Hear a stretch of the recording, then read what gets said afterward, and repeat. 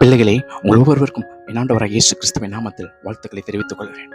ஒவ்வொரு நாளும் கொஞ்சம் உங்களுடைய நாட்களிலே கொஞ்சம் சந்தோஷமாக இருந்தால் போதும். உங்களை சுற்றி இருக்கிற சத்துருக்கள் உங்களுக்கு எதிராக பேசி கலகம் பண்ணி நிம்மதியை கெடுத்து விடும்படியான வார்த்தைகளை கூறிவிடுகிறார்கள். சந்தேகத்தை உண்டும் பண்ணும்படியாக குடும்பத்திற்குள் பிளவுகளை கொண்டு வருகிறார்கள். ஒவ்வொரு நாளும் புலம்ப வேண்டியதாக இருக்கிறதே. கொஞ்சம் சந்தோஷமாக இருந்தால் என் உறவினர்களே எனக்கு எதிராக பேசி எல்லா சந்தோஷத்தையும் எல்லா மகிழ்ச்சியும் கெடுத்து விடுகிறார்களே, என்ன செய்வதாக இருக்கிறது? ஒவ்வொரு இரவும் கண்ணீர் வடித்துக் கொண்டிருக்கிறேன் என்று அழுது கொண்டிருக்கிற ஜனங்களே, சங்கீதம் 30வது அதிகாரத்திலே சங்கீதக்காரன் 5வது வசனத்தில் இப்படி சொல்லுகிறார்: அவருடைய கோபம் ஒரு நிமிஷம், அவருடைய தயவோ நீடிய வாழ்வு. சாயங்காலத்தில் அழுகை தங்கும், விடியற்காலத்திலே களிப்புண்டாகும் என்று கர்த்தர் சொல்கிறார். சங்கீதக்காரன் சொல்லுகிறான்.